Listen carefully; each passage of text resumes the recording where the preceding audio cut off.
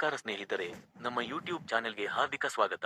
ಈ ಚಾನೆಲ್ನಲ್ಲಿ ನಿಮಗಾಗಿ ಉಪಯುಕ್ತ ಮಾಹಿತಿಗಳನ್ನು, ಮನರಂಜನೆಯನ್ನು ಹಾಗೂ ಹೊಸ ಹಾದಿಗಳನ್ನು ಅನ್ವೇಷಿಸಲು ಸಹಾಯ ಮಾಡುವ ವಿಷಯಗಳನ್ನು ಹಂಚಿಕೊಳ್ಳುತ್ತೇವೆ.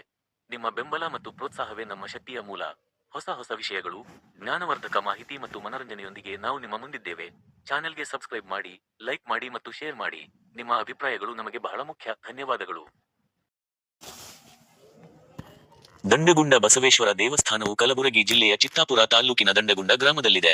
ಈ ದೇವಸ್ಥಾನವು ಸ್ಥಳೀಯ ಭಕ್ತರ ಪ್ರಮುಖ ಧಾರ್ಮಿಕ ಕೇಂದ್ರವಾಗಿದ್ದು, ವರ್ಷಂಪ್ರತಿ ಭವ್ಯ ಜಾತ್ರೆ ಮತ್ತು ರಥೋತ್ಸವವನ್ನು ಆಯೋಜಿಸುತ್ತದೆ. 2024ರ ಆಗಸ್ಟ್ನಲ್ಲಿ ದಂಡಗುಂಡ ಬಸವಣ್ಣ ರಥೋತ್ಸವವು ಭಕ್ತರ ಜೈಘೋಷಗಳೊಂದಿಗೆ ವಿಜೃಂಭಣೆಯಿಂದ ನೆರವೇರಿತು. ಈ ಸಂದರ್ಭದಲ್ಲಿ ಸಾವಿರಾರು ಭಕ್ತರು ಭಾಗವಹಿಸಿ, ಬಾಳೆಹಣ್ಣು ಮತ್ತು ಇತರ ಫಲಗಳನ್ನು ರಥದ ಮೇಲೆ ಎಸೆದು ತಮ್ಮ ಭಕ್ತಿಯನ್ನು ಪ್ರದರ್ಶಿಸಿದರು. ಈ ಜಾತ್ರೆಯಲ್ಲಿ ಸುಮಾರು 2 ಲಕ್ಷಕ್ಕೂ ಹೆಚ್ಚು ಭಕ್ತರು ಪಾಲ್ಗೊಂಡಿದ್ದರು. ದೇವಸ್ಥಾನದ ಅಭಿವೃದ್ಧಿಗಾಗಿ ಹಳೆಯ ಕಟ್ಟಡವನ್ನು ತೆರವುಗೊಳಿಸಿ ನೂತನ ದೇವಸ್ಥಾನ ನಿರ್ಮಾಣ ಕಾರ್ಯವು ಪ್ರಗತಿಯಲ್ಲಿದೆ. ಈ ಯೋಜನೆಗೆ ಈಗಾಗಲೇ 3 ಕೋಟಿ ರೂಪಾಯಿ ವೆಚ್ಚವಾಗಿದ್ದು, ಭಕ್ತರ ದೇಣಿಗೆ ಮತ್ತು ಸ್ಥಳೀಯರ ಸಹಕಾರದಿಂದ ಕಾಮಗಾರಿಗಳು ನಡೆಯುತ್ತಿವೆ.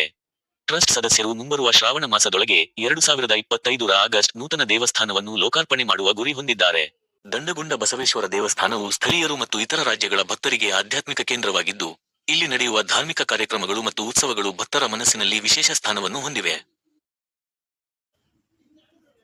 ದಂಡಗುಂಡ ಬಸವೇಶ್ವರ ದೇವಸ್ಥಾನ, ಶ್ರೀ ಬಸವಣ್ಣ ದೇವಾಲಯ, ಸ್ಥಳ ದಂಡಗುಂಡ ಗ್ರಾಮ, ಚಿತ್ತಾಪುರ ತಾಲ್ಲೂಕು, ಕಲಬುರಗಿ, ಗುಲ್ಬರ್ಗಾ ಜಿಲ್ಲೆ, ಕರ್ನಾಟಕ. ದೇವಸ್ಥಾನದ ಮಹತ್ವ. ಶ್ರೀ ದಂಡಗುಂಡ ಬಸವೇಶ್ವರ ದೇವಸ್ಥಾನವು ಇಲ್ಲಿಯ ಭಕ್ತರಿಗೆ ಶ್ರದ್ಧಾ ಮತ್ತು ಭಕ್ತಿಯ ಕೇಂದ್ರವಾಗಿದೆ. ಈ ದೇವಾಲಯವು ಶರಣ ಪರಂಪರೆಯ ಪ್ರಭಾವವನ್ನು ಹೊಂದಿದ್ದು, ಬಸವಣ್ಣನವರ ತತ್ವಗಳನ್ನು ಅನುಸರಿಸುವ ಭಕ್ತರಿಗೆ ಪ್ರಮುಖ ತೀರ್ಥಕ್ಷೇತ್ರವಾಗಿದೆ. ಪ್ರತಿವರ್ಷ ನಡೆಯುವ ಜಾತ್ರೆ ಮತ್ತು ಉತ್ಸವಗಳು. ರಥೋತ್ಸವ.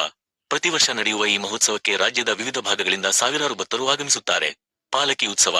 ಬಸವಣ್ಣನ ಪವಿತ್ರ ಮೂರ್ತಿಯನ್ನು ಭಕ್ತರ ಹಾರೈಕೆಗಾಗಿ ಗಾಂಧಿಪಥದಲ್ಲಿ ಮೆರವಣಿಗೆ ಮಾಡಲಾಗುತ್ತದೆ. ಅನ್ನದಾನ ಸೇವೆ. ಭಕ್ತರಿಗೆ ಉಚಿತ ಪ್ರಸಾದ ವಿತರಣೆ.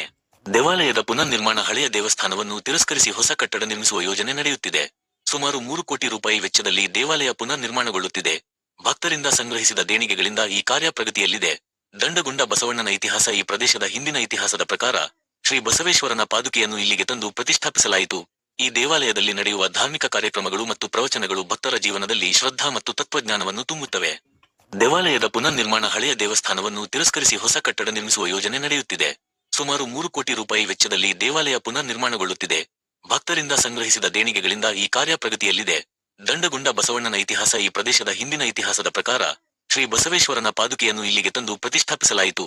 ಈ ದೇವಾಲಯದಲ್ಲಿ ನಡೆಯುವ ಧಾರ್ಮಿಕ ಕಾರ್ಯಕ್ರಮಗಳು ಮತ್ತು ಪ್ರವಚನಗಳು ಭಕ್ತರ ಜೀವನದಲ್ಲಿ ಶ್ರದ್ಧಾ ಮತ್ತು ತತ್ವಜ್ಞಾನವನ್ನು ತುಂಬುತ್ತವೆ.